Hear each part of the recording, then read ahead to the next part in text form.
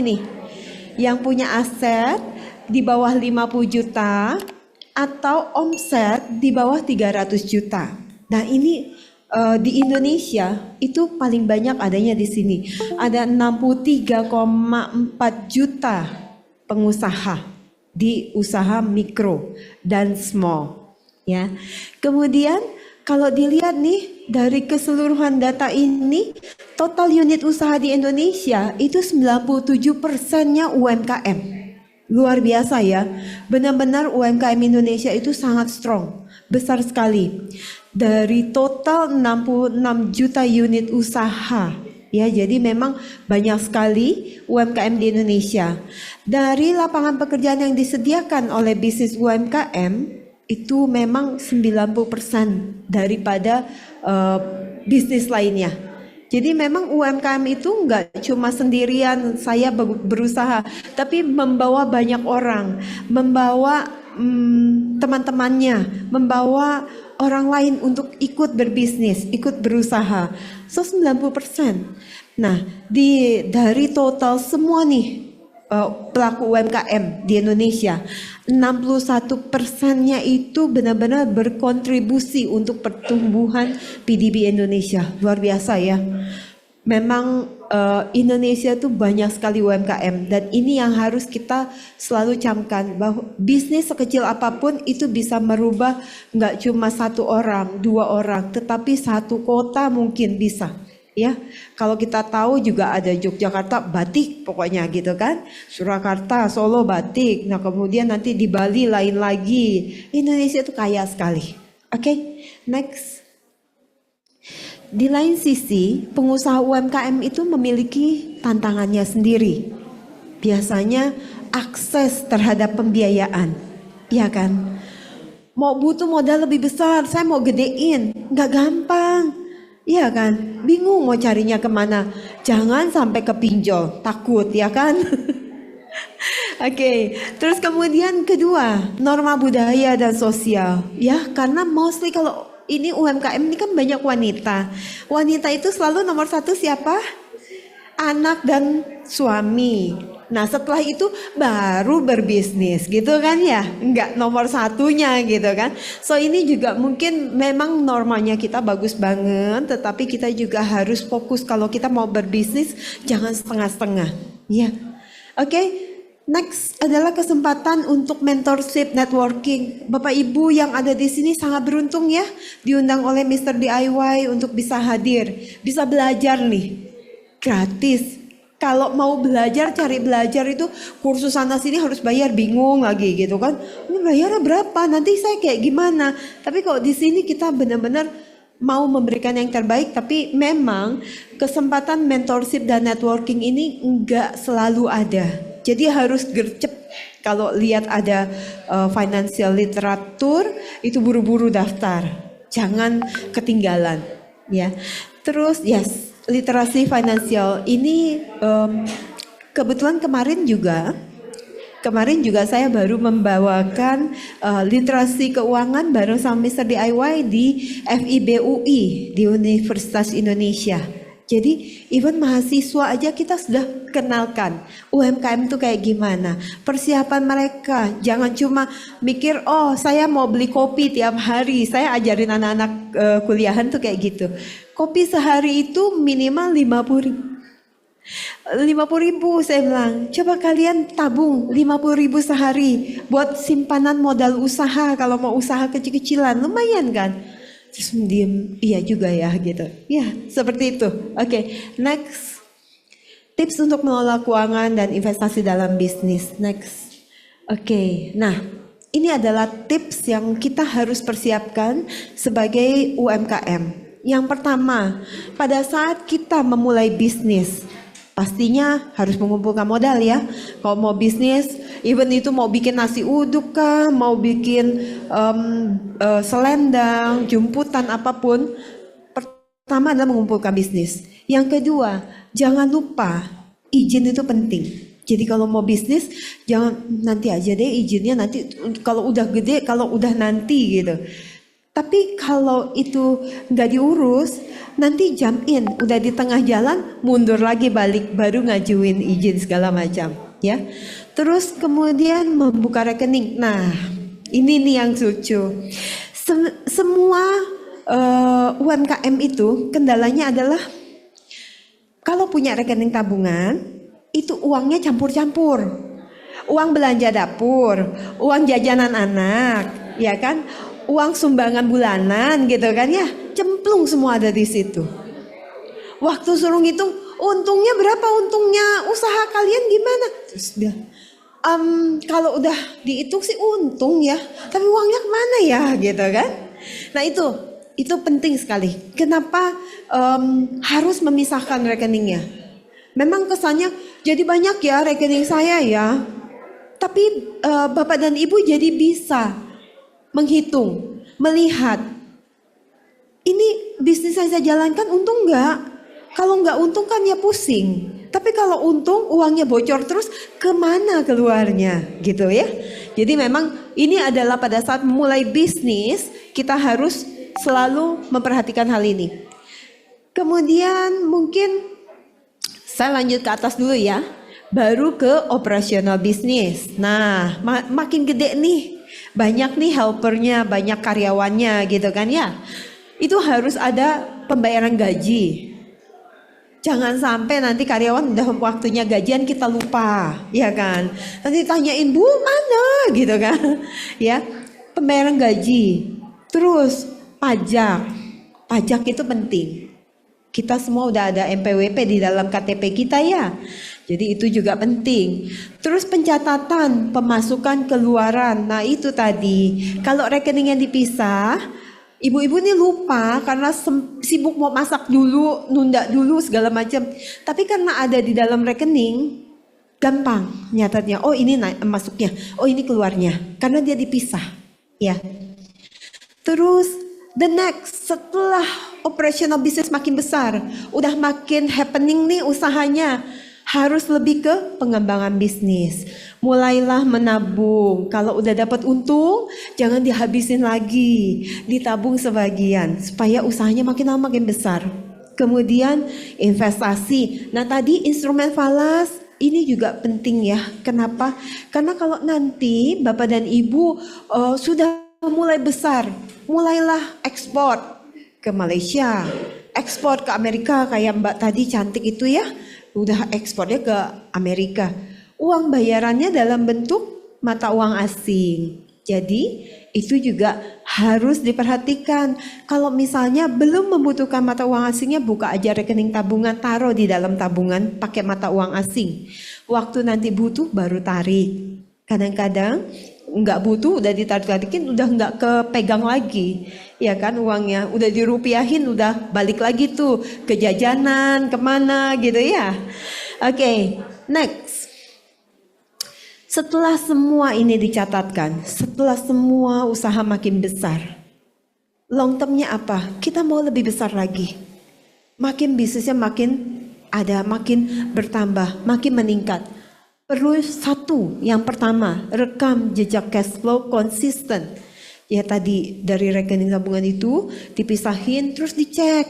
Ini usaha saya untungnya sampai 100% loh gitu kan. Ternyata bagus. Nah ini perlu ada rekam jejaknya kenapa? Waktu Bapak dan Ibu ke bank mau financing nih, yang ditanya apa? Laporan keuangannya gimana Pak, Bu? Tahu deh, lihat aja tuh di situ gitu ya. Kan pusing nanti banknya. Ya, itu penting sekali. Penting sekali. Kita memupuk dari sekarang. Jangan bilang nanti aja saya baru mikirnya. Jangan. Start hari ini. Start hari ini. Karena 2 tahun ke depan kita nggak pernah tahu bisnis kita udah sebesar apa. 3 tahun, 4 tahun yang akan datang sudah sebesar apa. Ya, oke. Terus kedua, susun laporan keuangan tetap harus. Kemudian rencanakan, nih misalnya saya mau nabung sebagian saya mau dalam aset. Ada tanah dekat rumah saya besar, murah gitu kan.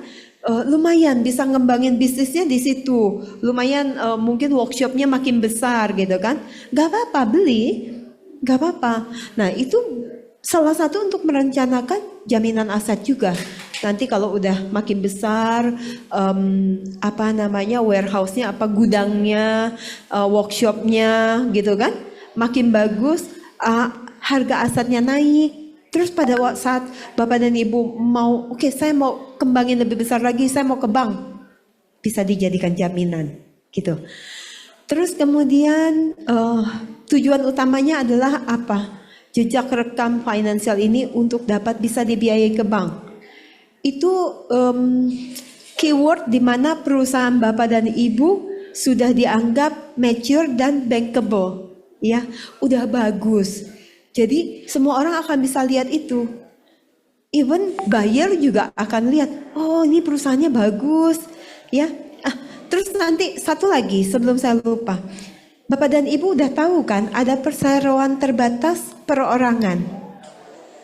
Udah tahukah? Jadi buka PT, kalau zaman dulu buka PT ya kita harus ngumpulin beberapa nama gitu, harus besar. Kadang-kadang buyer ada yang minta itu kan. Tapi Bapak dan Ibu bisa buka perseroan terbatas secara online untuk perorangan. Jadi misalnya mau pakai nama Ibu aja sendiri nggak apa-apa, mau pakai nama Bapak sendiri boleh gitu. Nggak perlu ngajak-ngajak nanti tetangga dimasukin lah itu jadi komisaris, jadi direktur, nggak perlu. Cukup satu nama. Dan itu perusahaan perseroan terbatas ini udah dikeluarkan peraturannya oleh pemerintah dan itu dianggap sah. Jadi bisa, ya. Oke. So, apa peranan CMB Niaga terhadap UMKM?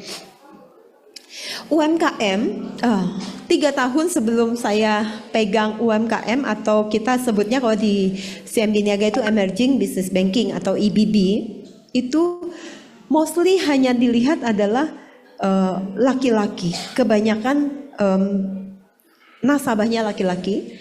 Yang kedua adalah kebanyakan hanya pinjaman. Tidak pernah memikirkan pengusaha kecil ini perlu tabungan.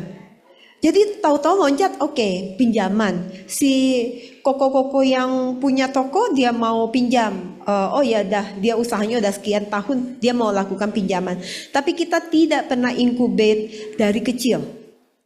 Justru yang kita perlukan adalah Bapak dan Ibu ini kita bimbing untuk kita arahkan menabung dulu, baru bisa bankable. Jangan dibalik, pinjaman dulu dong, nanti udah gede baru saya nabung, gak bisa. Ya, jangan dibalik siklusnya. Oke, so karena saya wanita dan saya terbeban untuk woman empowerment dan secara sustainability di SDG itu ada gender equalization, kita mulai mengeluarkan produk namanya Giro Kartini. Giro Kartini ini adalah giro di mana setiap pembukaan rekening giro dari Bapak dan Ibu nasabah kami tercinta, itu kami sisihkan sejumlah uang dan itu tidak memotong rekening Bapak dan Ibu, tetapi biaya administrasi yang harusnya Bapak Ibu itu dikenakan masuk ke pendapatan bank, kita keluarkan kembali untuk mendukung woman empowerment. Kami kerjasama dengan vendor kami saat ini masih Tenun, itu adalah petenun di Makassar, di Sulawesi, di Makassar, disability woman. Jadi perempuan cacat yang bisa menenun kain, kemudian kita support, kita berikan literatur keuangan, kita support mereka punya bisnis, dan kita berikan secara berkala kepada mereka. Yang kedua, because woman is woman. Kalau kita perempuan nih, hold hand together, itu powernya luar biasa. Gitu ya. Oke, terus kedua, saya punya nomor cantik. Saya ngerti nih, Bapak dan Ibu nih kalau ditanya, saya transfer kemana? Lupa, nomornya lupa, enggak jelas deh, saya lupa nomornya. Tunggu ya gitu, suppliernya besar, udah nunggu. Nah, kita menyediakan giro nomor cantik. Bapak Ibu bisa pilih nih nomornya ya. Kembali woman-nya keluar lagi di sini. Okay, so the next operational business kita punya yang namanya digital platform. Jadi kalau dulu Bapak dan Ibu harus warawiri ke bank, bolak-balik ke bank, itu nggak perlu lagi. Semuanya pakai handphone, semua transaksi udah jalan. Kita punya 3, satu Oktobis, ini untuk bisnis. Kemudian yang kedua Oktoklik dan Oktomobile. Oktomobile pasti udah pada tahu ya, kalau buka rekening tabungan pasti udah langsung masuk ke sini. Di Octoclicks kita juga even bisa buka rekening sendiri. Giro tuh bisa nggak dibuka rekening sendiri? Bisa, nggak perlu datang ke bank. Bisa, ya. Oke, next adalah pengembangan bisnis. Tadi investasi, instrumen investasi kita banyak sekali. Bapak Ibu bisa beli yang namanya bonds atau obligasi, tahu ya? Obligasi pemerintah, obligasi syariah, itu bisa beli. Nggak perlu uang besar ratusan juta. Nggak perlu, 50.000, 100.000 bisa. Langsung dari digital platform. Nah itu, banyak sekali cara untuk menabung. Ya. Kemudian transaksi FX itu valuta asing. Saya punya US dollar rekening misalnya.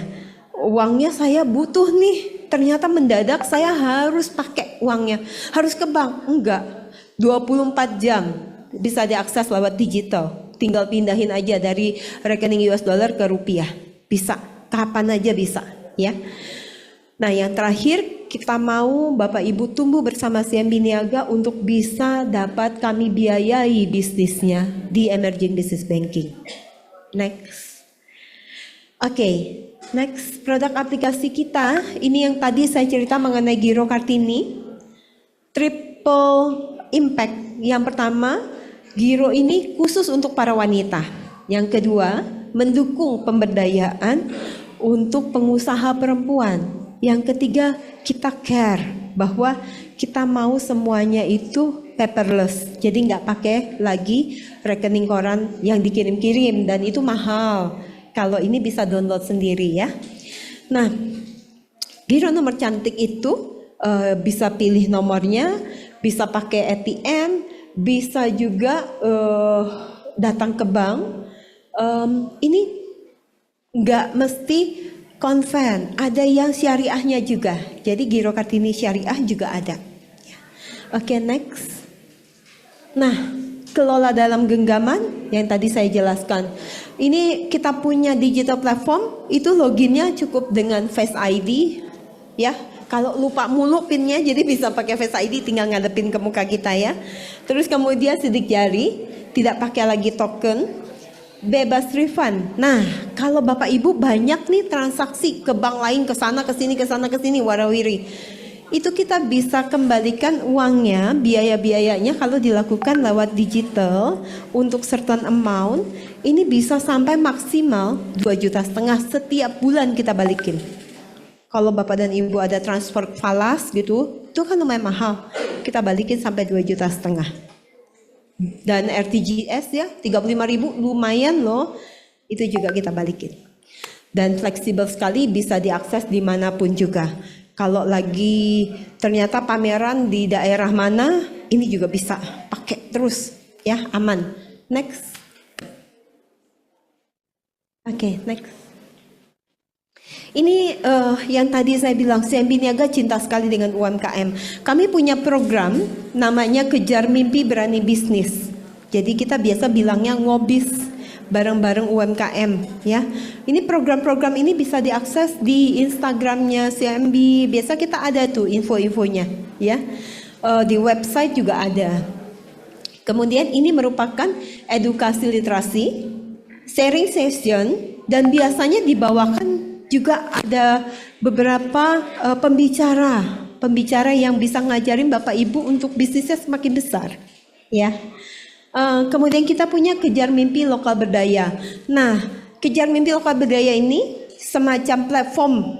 Jadi akan dibuka booth, Bapak Ibu bisa bawa ke situ barang-barangnya, bisa ikut jualan bareng. Dan ini seluruh Indonesia, nggak cuma di Jakarta, ya. Networking UMKM, marketplace dan lain-lain. Ya, kita punya Haya Fest dari yang syariahnya juga ada. Ya, next. Siap naik kelas bersama CMB Niaga. Nah, ini yang perlu dicatat. Kalau mau ngajuin pinjaman, apa aja sih kriterianya? Secara gambaran besar ini adalah kriterianya. 1, berusia 21 sampai 65 tahun. Dokumen usaha yang perlu disiapkan apa? KTP, seluruh pemegang saham kalau udah bentuk PT, terus KTP sendiri kalau perusahaan perseroan perorangan atau nama pribadi itu cukup KTP sendiri. Kemudian harus ada NIB, udah tahu ya? Sekarang harus ada NIB, Bapak Ibu. MPWP sudah link dengan KTP. Kemudian akte perusahaan. Berikutnya pengalaman usaha harus berapa lama? 4 tahun, lama ya. Tapi memang seperti itu. Ini aturan di bank kita seperti ini. Jadi memang perlu pengalaman 4 tahun, laporan keuangan harus 2 tahun, rekening koran 3 bulan, dan juga harus disiapkan list pembeli dan penjual dari Bapak Ibu supaya kami bisa cek. Ya, ini penting. Jaminan bisa berupa apa aja? Tanah bangunan, tunai berupa deposito, giro atau tabungan itu bisa. Kemudian limit pinjaman tuh saya bisa dapat berapa puluh miliar gitu kan. Nah, limit pinjaman itu di emerging business banking atau UMKM kita maksimal di 30 miliar. 1 sampai 30 miliar. Bagaimana menentukannya? Bagaimana menentukan jumlah pinjaman diberikan kepada nasabah? Ini ada 5C. Ya, karakter, capacity, capital, collateral, dan condition. Karakter itu adalah data ibu secara reputasinya nggak boleh jelek. Jadi benar-benar kalau jadi pengusaha itu penting sekali. Jangan sampai orang tahu, waduh yang itu udah dikejar-kejar sama pinjol gitu kan, sampai kemana-mana. Nah itu berarti karakternya udah nggak bagus karena nggak bertanggung jawab gitu kan. Nah capacity itu misalnya, saya mau pinjam 30 miliar, tapi usahanya cuma 1 miliar. Gak bisa, kapasitinya harus diikutin dengan jumlah pinjamannya. Capital, jaminan, kayak tadi modal usahanya. Ya, seberapa besar modal usahanya? Modal usahanya punya 5 miliar, tapi saya mau ngajuin pinjamannya 30 miliar. Berarti naik sampai 6 kali nih. Dari dia punya modal dasar. Harus ada good and strong pointnya. Kemudian collateral itu jaminannya berupa tanah bangunan tadi dan aset lainnya. Kemudian conditionnya juga kita lihat nanti itu bank, makanya kalau di bank itu transparansi dan sangat detail diperiksanya. Ya, jadi makanya kita harus mulai dari awal bagaimana kita memisahkan uang usaha, bagaimana kita memupuk itu, karena mungkin kita nggak pernah tahu saat ini Bapak dan Ibu yang menjalankan usahanya. Nanti ternyata setelah besar ke depan anak Bapak Ibu akan nerusin nih. Kalau rekam jejak rekodnya nggak ada, anak Bapak Ibu nanti bingung nerusinnya dari mana ya. Si bapak punya uangnya dari mana, ada berapa, masuknya dari mana, cuma ada di kepalanya bapaknya sendiri, anaknya nggak ngerti, ya. Oke, next. Nah, ini adalah beberapa produk pembiayaan di CIMB Niaga. Pinjaman kita mulai bunga dari 7,99%, kemudian ada yang 8,77%, dan semua ini berlaku selama masa penawaran program. Jadi pinjaman-pinjaman ini bunganya akan fluktuasi, ya, akan berubah-berubah. Saat ini adalah yang ini. Ada 2 bentuk pinjaman modal kerja dan pinjaman pembiayaan investasi. Bedanya apa? Modal kerja itu adalah memang yang bisa ditarik, terus kalau nggak kepake ditutup lagi, nggak bayar bunga, tapi terus nanti pakai lagi ditarik lagi. Itu modal kerja, ya, untuk operasional bisnis. Kalau pembiayaan investasi, saya mau beli gudang lebih besar, tapi uangnya belum cukup. Jadi saya mau menabung gitu. Nah, bisa namanya pembiayaan investasi. Bisa 1 tahun fix, 2 tahun fix, dan 3 tahun fix. Sampai sini nanti kalau ada yang mau bertanya mungkin nanti pas sesi tanya jawab ya, boleh dicatat dulu. Nextnya. Nah, di sini saya dan tim ini mau bagi-bagi juga. Jadi nggak cuma kita kasih literasi keuangan, tapi kita kasih pengetahuan juga, ya. Oke, CIMB Niaga ini punya yang namanya platform Octo Friends, di mana Bapak dan Ibu, kalau ada kenal pengusaha, misalnya kan pembelinya besar-besar tuh, saya lagi cari bank CMB nih tapi belum ketemu. Oh, saya bisa reference. Jadi referral dari Bapak dan Ibu, kalau mereka ambil pinjaman di kami, itu akan dikasih uang. Bapak dan Ibu akan dapat insentif dari kami, komisi. Komisinya itu bisa sampai 50 juta per bulan. Tergantung besarnya berapa, ya. 0,5% kali jumlah pinjaman yang diajukan. Dan ini kalau Bapak Ibu kasih referral 1 miliar aja bisa dapat 5 juta langsung. Kerja nggak? Enggak kerja apa-apa. Cuma ngenalin aja. Ini teman saya mau ngajuin pinjaman, saya tahu dia bagus, ya udah. Tinggal masukin itu aja, masuk ke platform Okto Friend-nya kita, ya. Jadi bisa jadi agentnya CIMB Niaga loh. Lumayan kan? Oke. Nah, bagi teman-teman yang mau order kaos keren, silakan bisa di marketplace Shopee, Tokopedia, Bukalapak maupun Lazada. Caranya tinggal ketik saja Muhammad Ervando ya. Nah, teman-teman tinggal pilih untuk kaos-kaos kerennya. Kemudian yang cocok langsung saja di order untuk kaos-kaos kerennya ya. Bisa di order satuan, lusinan, ataupun borongan, silahkan bebas. Nah, berikut ini saya kasih rangkumannya ya. Nah, teman-teman ketik saja di Shopee, Tokopedia, Bukalapak, Lazada, ketik Muhammad Ervando. Nah, kemudian juga tersedia kaos lengan panjang dengan desain-desain keren. Tinggal teman-teman pilih di marketplace Shopee, Tokopedia, Bukalapak, Lazada. Cuman untuk kaos lengan panjang ketiknya Vando Official Shop ya. Spesial untuk kaos lengan panjang, bisa untuk pria maupun wanita. Nah, untuk wanita yang berjilbab sangat cocok ya, karena pakai lengan panjang tersedia juga, dan tentunya dengan desain-desain kaos yang keren, kekinian. Nah, silakan teman-teman bisa ketik di Shopee, Tokopedia, Bukalapak maupun Lazada, ketik saja Vando Official Shop.